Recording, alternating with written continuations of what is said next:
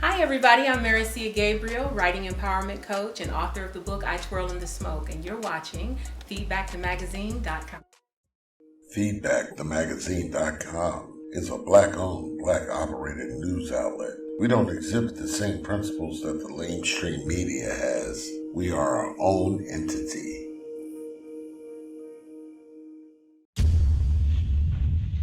Hello, everybody. This is Sonny Pinkney of Feedbackthemagazine.com. I'm here with poet, musician, and author Miss Meres-Sia Gabriel. How you doing tonight? I'm good, how are you? I'm doing okay. My first question is, you study French and anthropology at the prestigious Howard University. Can you tell my audience about your experience at Howard? Oh, that's a big, a big request. Let's see. I loved Howard. Didn't want to leave it. Only school I applied to. Knew I was getting in. I majored in French, minored in anthropology, and every class that I took, whether it was English, Latin American studies, history, anthropology, all the teachers made an effort to show us where Black people fit into the subject. So that's something I deeply appreciate about Howard. Okay. On top of studying French, you also teach high school French. How long were you a high school teacher, French teacher? Well, I was a high school teacher for 15 years, and I've since now transitioned into being a writing empowerment coach. So I lead intimate groups for non-writers who wish to start their book. So, but I was a French teacher for 15 years. Mm-hmm. All right, my next question is, how has being fluent in French and English helped you? Oh, wow. Well, my first child was born in France. So I fell in love in France, had a child in France. What else? I didn't just study French. I went on and did my master's degree in France. And I studied Francophone literature of Africa and the Caribbean. And in doing that, I learned a lot about the writer's mind and the writing process. So French actually gave me a better understanding of the English language, and it was my introduction to literature that I really could resonate with and really love. And then now, as you know, I'm a writing empowerment coach, so it all is now becoming full circle. Mm-hmm. Now, as a person who is bilingual in two languages, in your expert opinion, which language is harder? Because a lot of people say that English is the hardest language to learn. That is so interesting, and that's a good question because I also was an ESL teacher. I haven't done the research on this, but somebody told me that French is amongst the top 9 hardest languages, which shocked me because it came so easy for me. Mm-hmm. But that's because it's something that I just really wanted to do. I just like languages for some reason. Is it harder than English, was your question? Basically, how does it compare? How does it compare? Yes. I really can't say because when you're a native of a language, you take it for granted. But when I was teaching English as a second language, I realized that some of the things that we take for granted in the language, nuances, are not in other languages.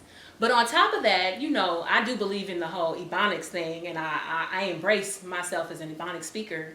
And so with that, we already have another perspective on the English language rather than just the standard perspective. So it's hard to say which is harder because you're dealing with somebody who's also looking at it from an Ebonics lens, who embraces the idea that standard English is not the only English that we have to speak. Mm-hmm.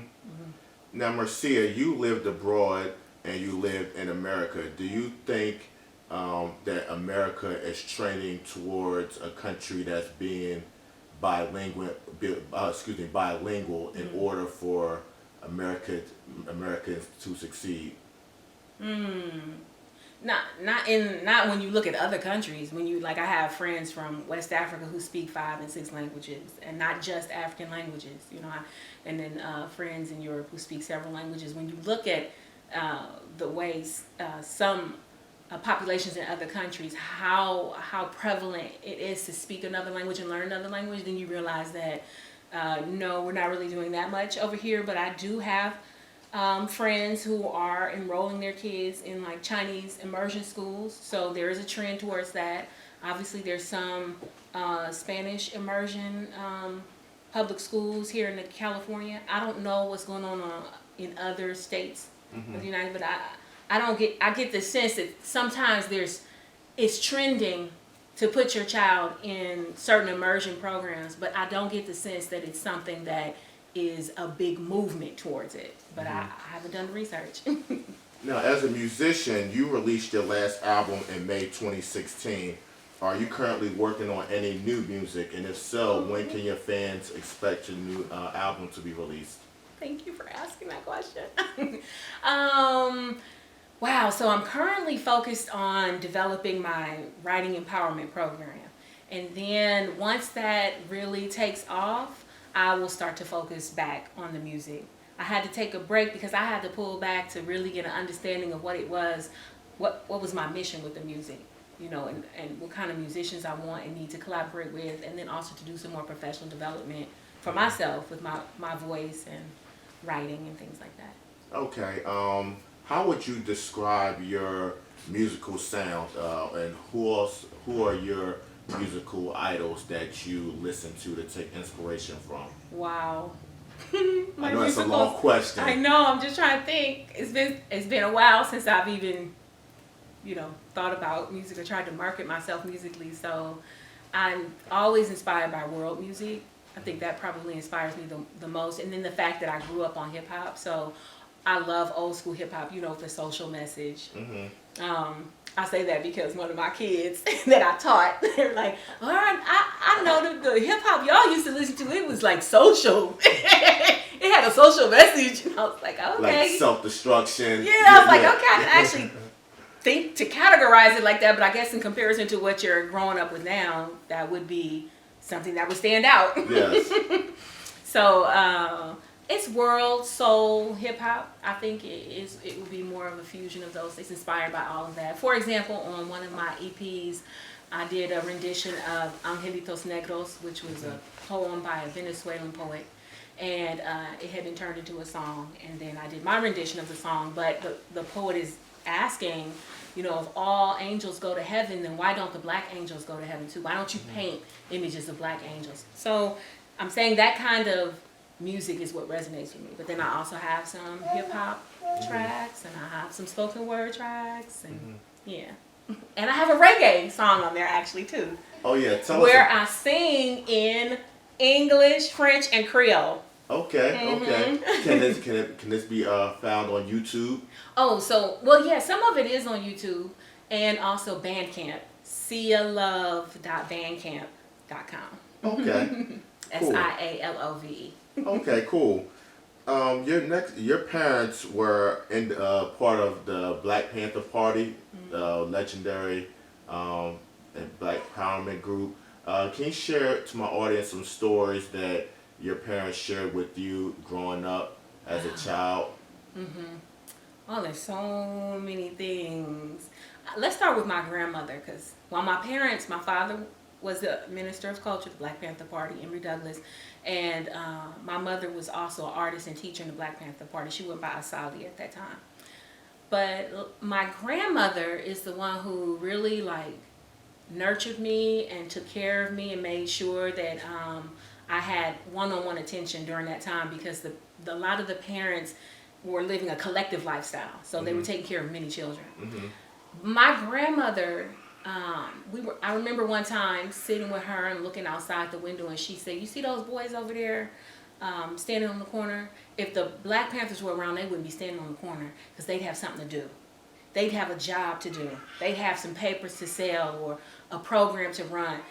That always resonated with me. My grandmother really supported the mission of the Black Panther Party.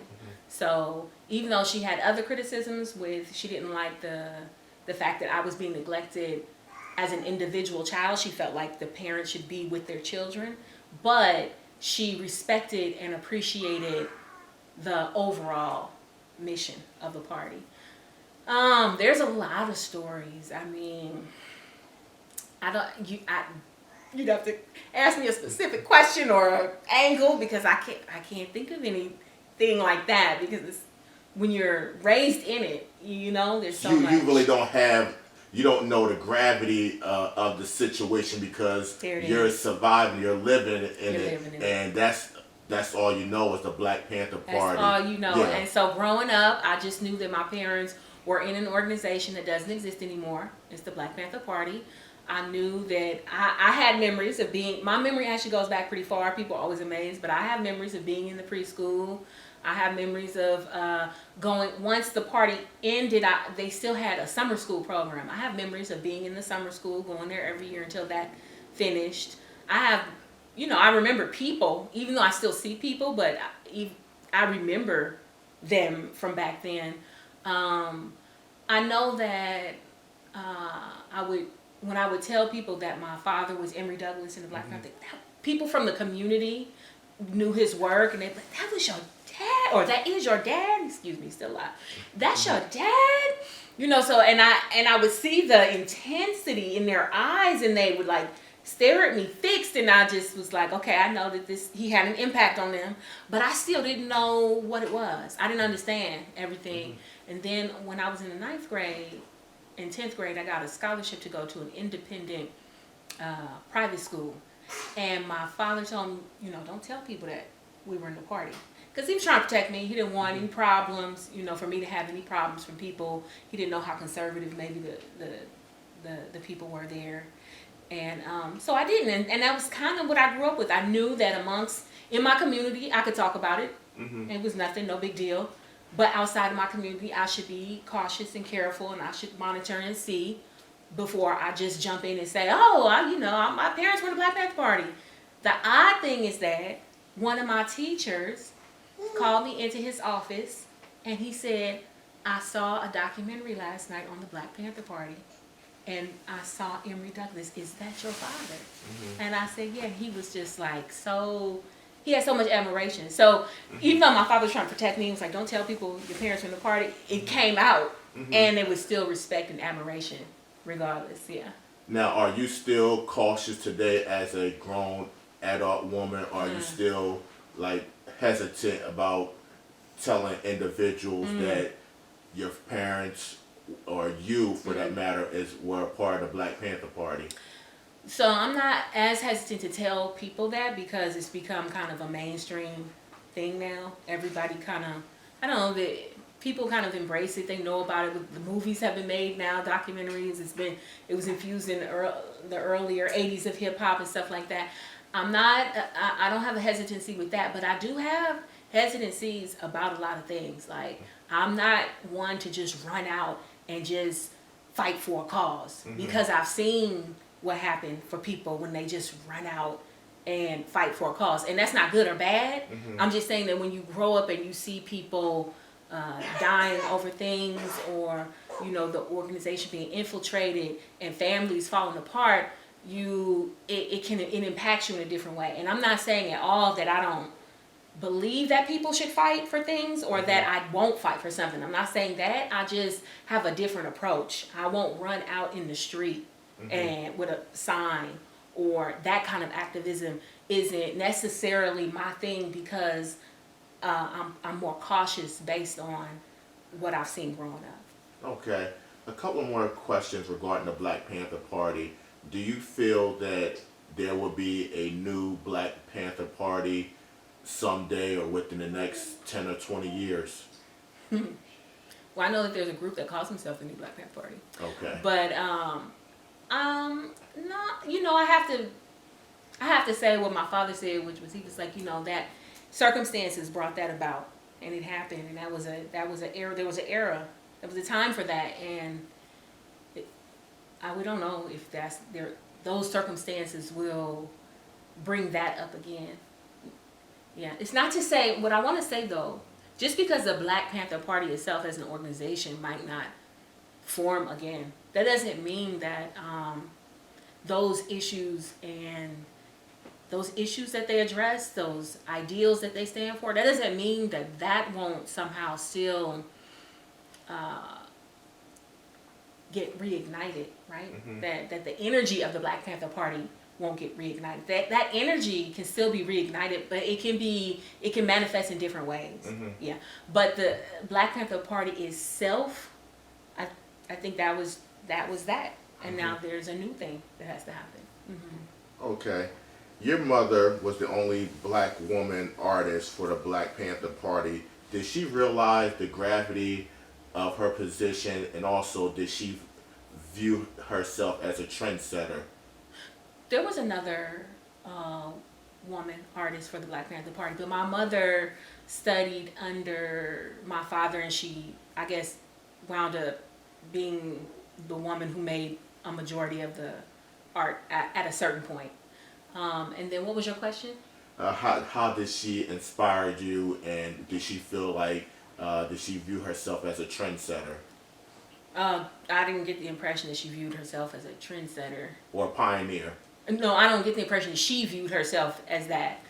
But how did she inspire me? Yes. She would talk to me a lot about the party, her perspective of the party. When we would go watch movies as a child, she helped me to think critically about what I was seeing. Excuse me, think critically about media and social issues. And she also helped me to think critically about to be careful, what to assess when I want to join an organization, the things to look at when assessing if I want to join an organization or not. Now, do you think or surmise that because you're Emory Douglas's daughter, that people will come knocking on your door asking you to join their organization or join a cause because your parents were a part of the legendary Black Panther Party group? Do you feel that it's your right that you got to pass the torch down to the younger generation? Nobody has asked me anything yet. And I've been here 45 years. But I do definitely have a sense of responsibility that even when as a teacher, the subject that I taught came second, and my first priority was to really get to know the kids and to empower the kids. I feel like empowerment is something that the biggest takeaway that I got as a child of the Black Panther Party.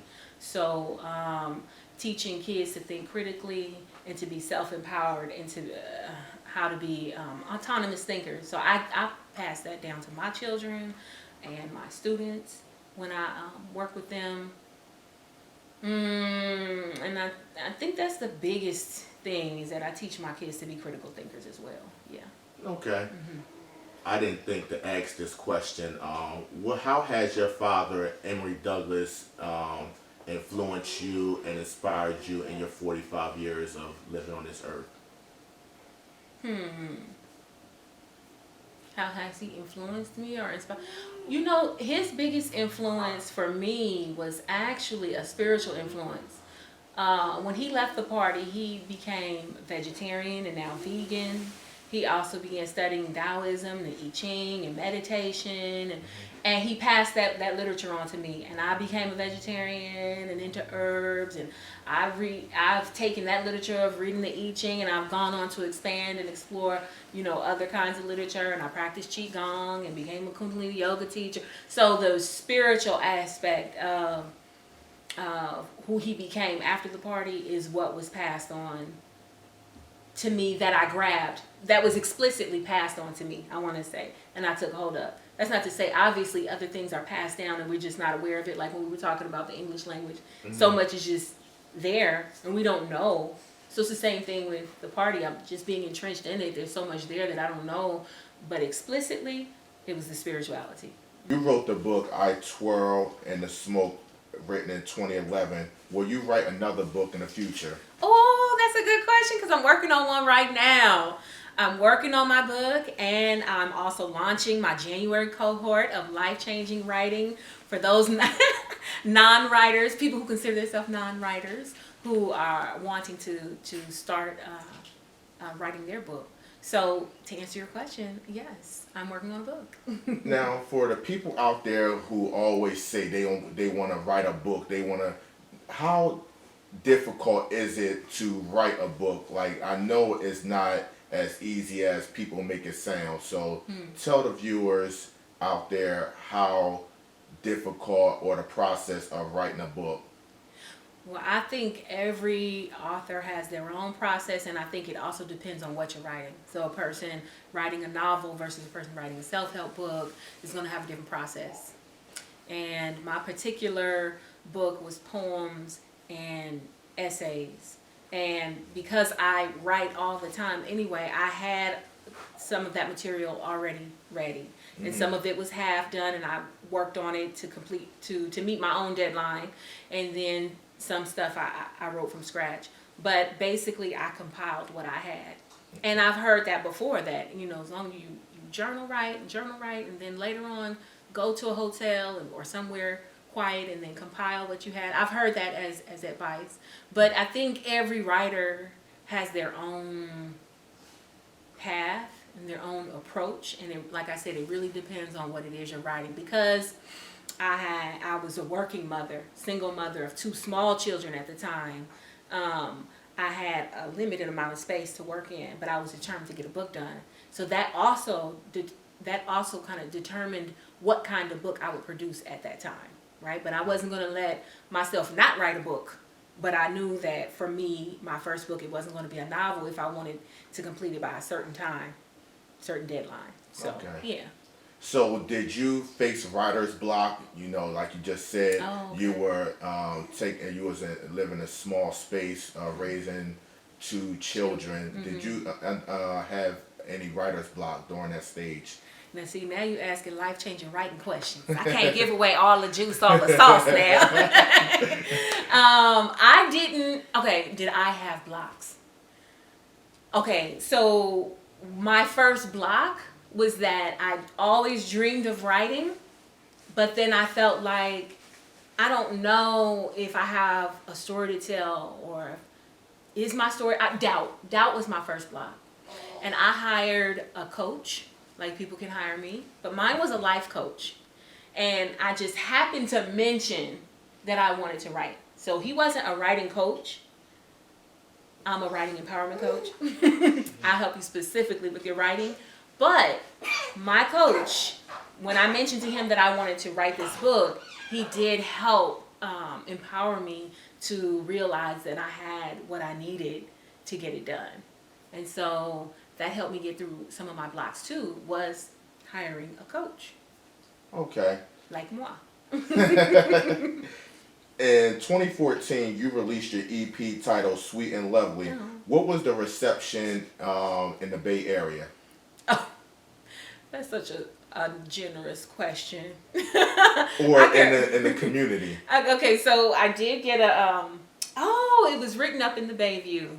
It got rave reviews in the Bayview, which is a community newspaper, so I really appreciated that. And whenever I would perform poetry, or some poetry is in the EP, but whenever I would perform, whether it's pieces from the EP or poetry from my book, people would buy. They would want to buy the book or buy the EP. So in the sense of once it's made known, people wanted it. And there were certain people who really appreciated the particular song, Sweet and Lovely. Him so sweet and him love me. Yes, he's sweet and he's lovely. Him so sweet and him love me. I like the way he caress me. The way he bring out the best in me. But again, that was one of the reasons I pulled back with making music, is because I had to understand how to market and how to do the public relations to make myself known. At that time, I didn't quite understand that aspect of it. So I can't say how the Bay Area or the community received it, other than I got that glowing review by JR in the Bayview. Okay. My last question is, Meres-Sia, I know you listen to music. Is there a artist out there right now that you could best describe your singing style or your voice to? Yikes.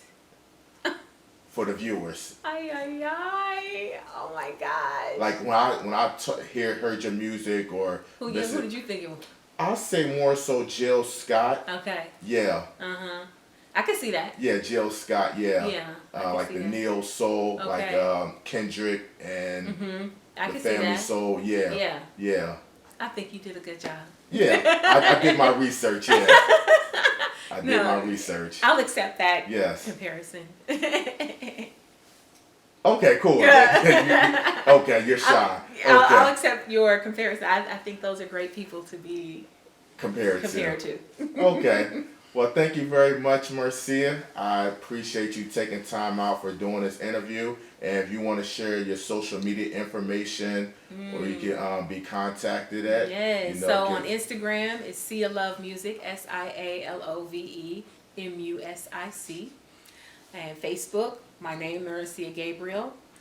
Also, Sia Love Music and Poetry on Facebook. Those are my main social media outlets.